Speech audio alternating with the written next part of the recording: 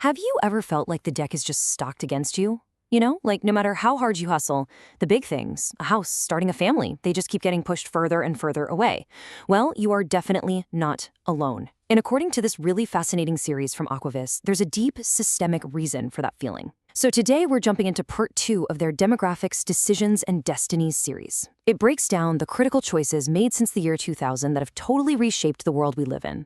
All right, let's just dive right in with a big question, the one that's on pretty much everyone's mind and sits at the very heart of this entire analysis.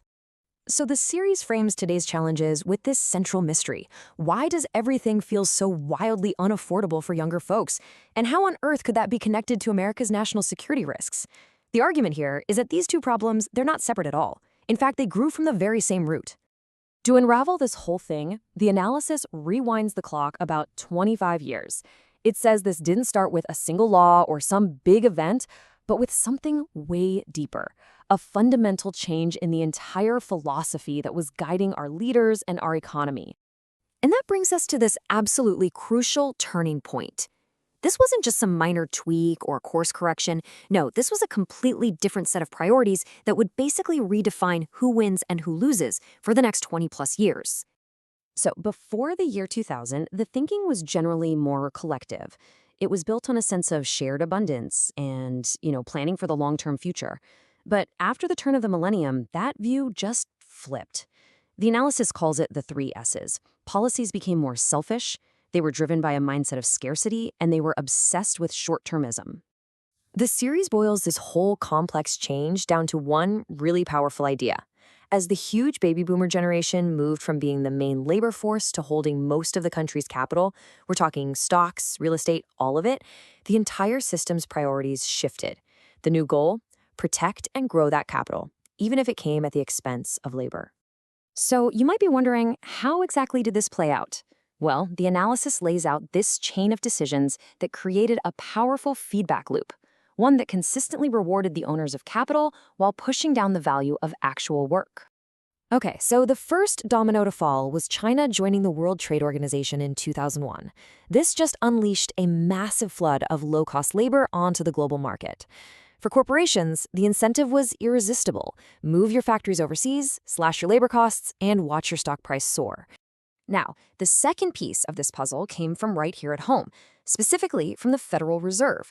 The series argues that the Fed actively worked to keep American wages down. And get this, in a 1996 paper, the current Treasury Secretary, Janet Yellen, actually called unemployment a worker discipline device. The idea was that the fear of losing your job is what keeps you from asking for a raise. This quote from 2007 really explains the mechanism behind that thinking. It's tough, politically, to straight up cut someone's paycheck, right? But if you allow for a little bit of inflation, you can cut their real wages, what their money can actually buy, and maybe they won't notice as much. It was just a quieter, more subtle way to keep labor costs from going up. And the result of all these policies? Just look at this chart.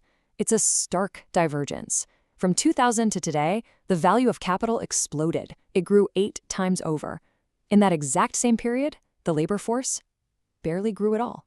The gap between owners and workers just became a chasm. Now, let's fast forward to the 2008 financial crisis, because this is where the pattern really got locked in. When the whole system nearly collapsed, the response followed a very clear playbook. Step 1, bail out capital with taxpayer money. Step 2, use tools like quantitative easing, which is basically just a fancy term for printing money, to intentionally pump up the price of the assets that capital owns. And labor? Well, labor was pretty much left to deal with the consequences.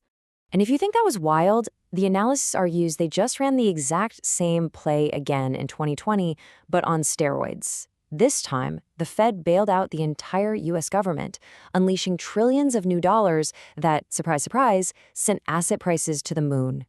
This, the series argues, kicked off something it calls a debt doom loop, a really dangerous cycle where the government has to keep borrowing more money just to pay the interest on its old debt. So all of these decisions, each designed to help capital in the short term, created this incredible cascade of long-term consequences. And this is where we circle right back to that first question about why things are so unaffordable and how that ties into national security. So here it is. This is the bill. Here's the impact on real life. Since the year 2000, the cost of the absolute essentials for starting a family, things you can't just offshore, like a college degree or a house, they've just skyrocketed. Housing costs tripled, college tuition quadrupled, and all while wages only doubled. I mean, the math just doesn't work for a new generation. Aquafis is a great name for this. They call it raising the entrance fee to the middle class. Think about it. When you deliberately pump up the price of assets, like homes, you're not just making the current owners richer, you're making it almost impossible for young people to buy in and start building their own wealth. You're pulling up the ladder behind you. And you can see the direct result in the demographic data. It's really clear. Right as the massive millennial generation was entering their prime years to buy a home and start a family, that entrance fee shot through the roof. The consequence? A historic drop in the rate of people forming new households, which has these huge long-term ripple effects on the economy and social stability. And at the exact same time, that whole logic of offshore everything to cut costs was creating these massive national security problems. In what the series calls weakening our pillars of power, we basically traded long-term resilience for short-term profits. We shipped our critical manufacturing overseas, making us dangerously dependent on potential adversaries for everything from the most advanced computer chips to basic shipbuilding. So, where does all of this leave us today?